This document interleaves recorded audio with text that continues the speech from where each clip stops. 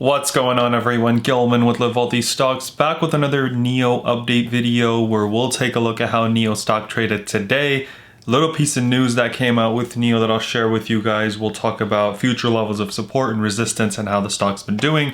So real quick, if you enjoy videos like this, don't forget to hit that like button down below. Subscribe to my channel if you are new, and comment down below what your thoughts on NIO are. And I'd love to chat with you guys down there. So let me hit record and we will get right into it. Another small red day for NIO. We are down 38 cents on the day, which is about 0.66%. Compare that to the major indexes, right? We're talking the Dow being up more than 1%, about 341 points. S&P being up 1.14%, reaching all-time highs today, guys.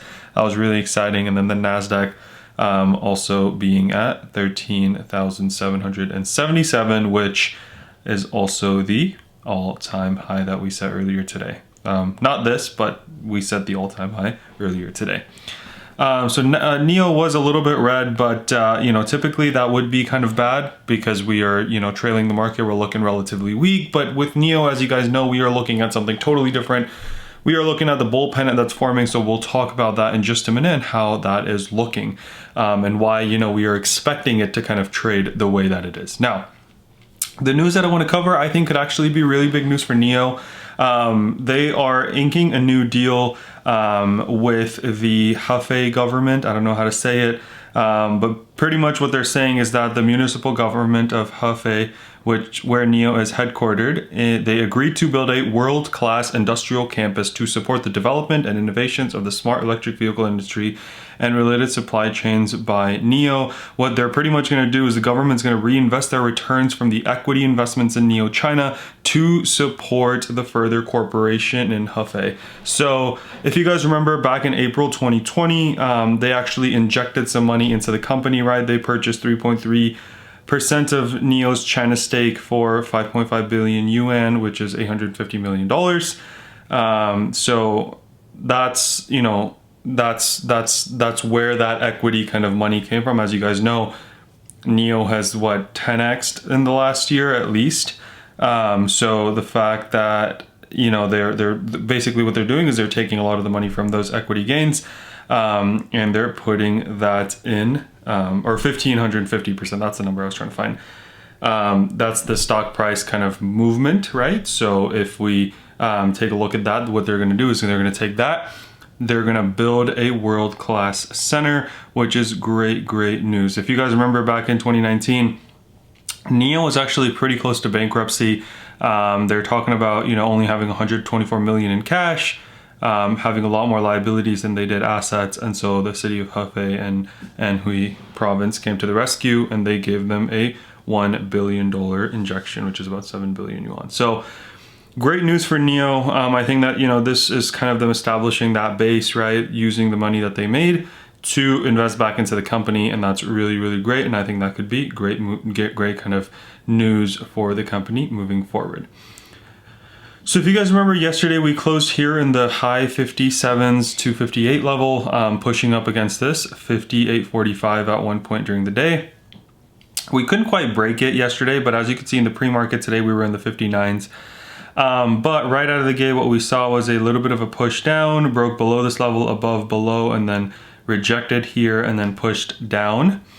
When we pushed down, we went to the 57s and hit up against VWAP, couldn't break it, hit up against VWAP, couldn't break it, hit up against VWAP, couldn't break it, and then kind of ended the day flat. If you guys don't know what VWAP is, I made a video on it. If you go to my channel and just type in VWAP, it's the weighted volume average price, or volume weighted average price, excuse me. And it basically tells you what the average trading price for the day was, looking at both volume and price.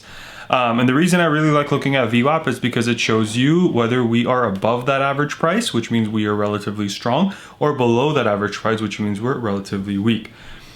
So that's why I look at that. So currently we are in between the 56.60s level and the 58.45 level, which is perfect because that's exactly what we had talked about, right? If you take a look at this bull pennant forming, what we have is this line coming upward, this upward line coming downward, and pretty much what we have is a bull pennant forming, which means the range gets smaller and smaller and smaller until the stock has nowhere to go, and then hopefully we see a breakout. That breakout typically will go upward. It doesn't have to go upward, but we are hoping that it does go upward, right? And that's what a bull pennant is.